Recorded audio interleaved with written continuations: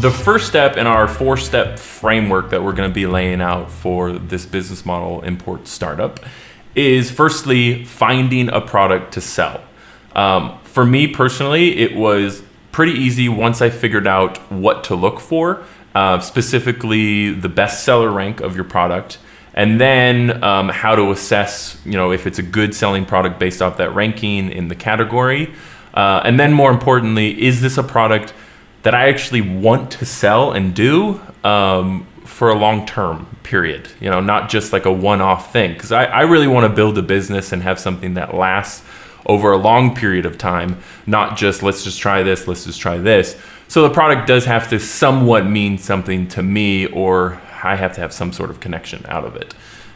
Versus Andy, who sells many different products that maybe you have zero connection to. So there's actually, I have one brand that I'm building out and I want to continue to make bigger. I've trademarked it, and so it's my best seller. But then I also will sell anything that makes money. And so I'm okay with selling something. Maybe it's only going to be a trend product and will sell for a year. But if that product can make me, $30,000 in a year, then I'm all right with selling that product. Right.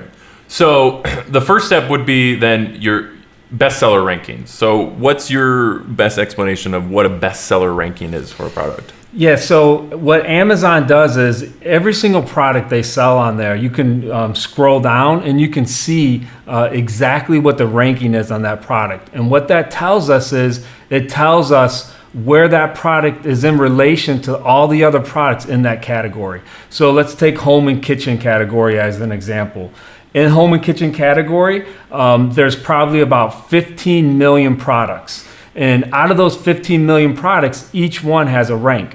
The number one ranked product in home and kitchen, that means that that's the top selling product on Amazon in the home and kitchen category, which means that that product probably sells, and this is just a ballpark guesstimate, 500 to 600 times a day is what a number one ranked product in the kitchen category would sell. And so what we want to do is we want to see what the market is pulling at. And so what we do is we comb through those categories and we want to see like what the top 5,000 ranked products are in a category.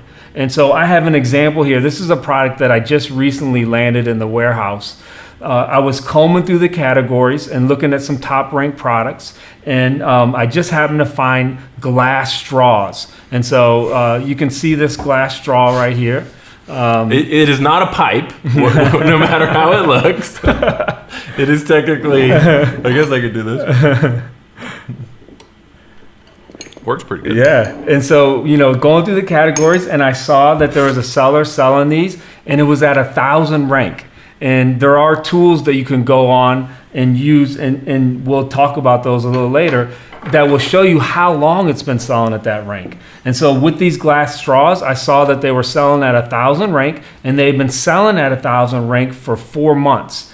And then what I do is I look at the competition. And so I'll go into Amazon in the search bar and I'll type in glass straws. And I want to see how many other sellers are selling them. And so this one, again, just happened to be a really great product because there's only about 3 or 4 other sellers. And out of those other sellers, their rank is not that great. And so what that told me is there's definitely a demand for it. And it's probably folks that want to stay away from plastics and BPAs.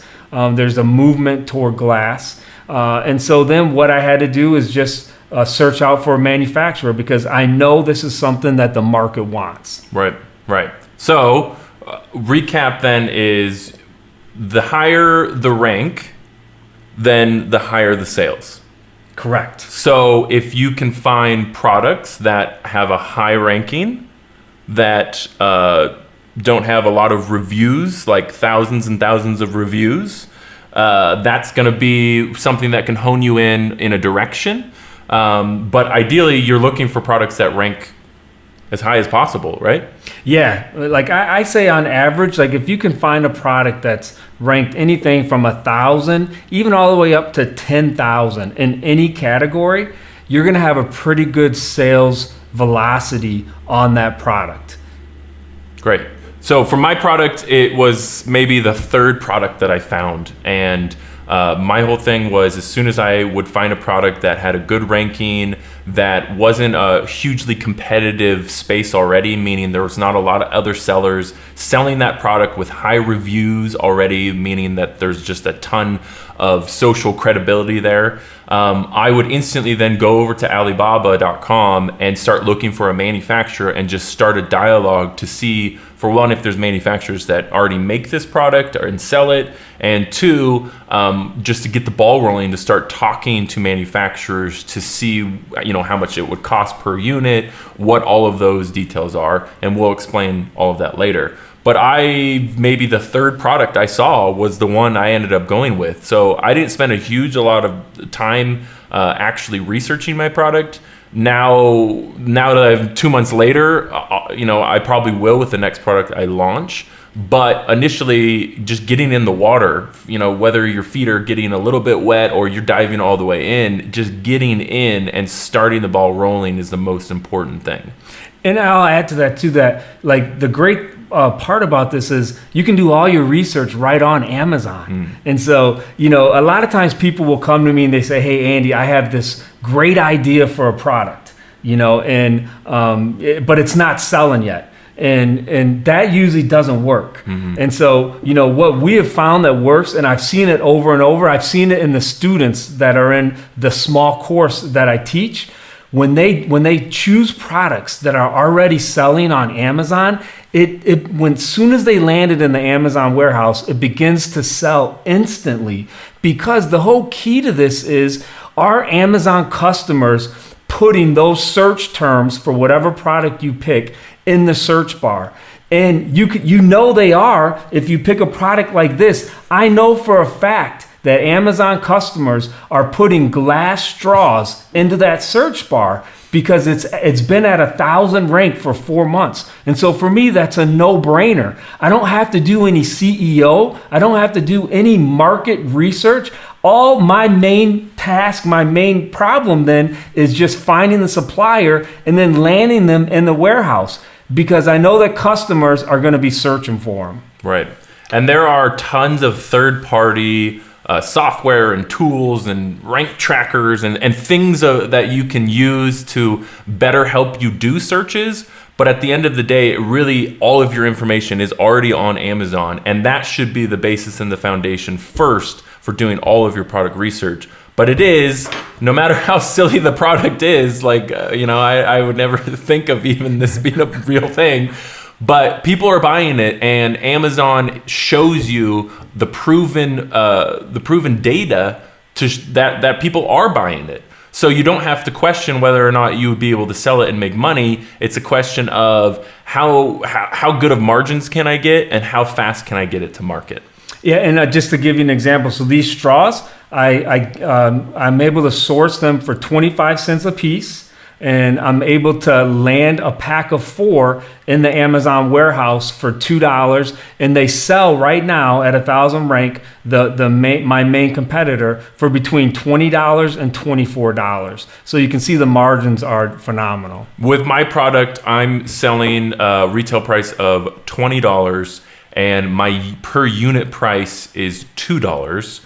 So I have ridiculous margins. I'm guessing it's going to be another $3 maximum for Amazon to ship it out, and all of their fees on top of that. So I'm profiting $15 per unit. I have 2,000 units that are coming that I'll be doing this with. So I got a lot of room and a lot of potential for a huge amount of profit.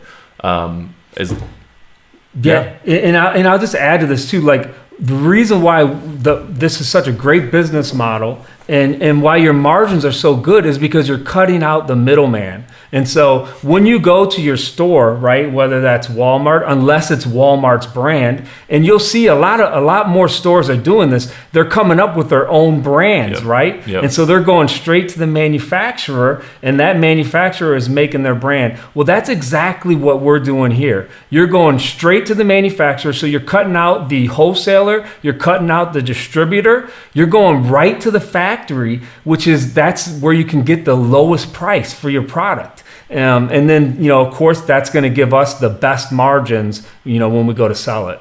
It's crazy because you're becoming a middleman between wherever you're importing your product, so China and Amazon. Correct. And you actually somewhat are becoming a manufacturer yourself because you're making your own products. Absolutely. And that's how the world works, which is insane. But it's awesome that this is actually an opportunity that anybody could. I mean, you were a social youth worker for 15 years. You have no business experience. Right. You have no business doing this. I, on the other hand, I have a successful video production business for 2 years. So I understand a business a little bit in the sense of the ups and downs and being able to make it through. And I'm really excited about doing this just because I have complete control over what I want to do and how I want to do it, and no one can tell me any different. So, and I mean, the whole piece of this is, and our world is changing rapidly.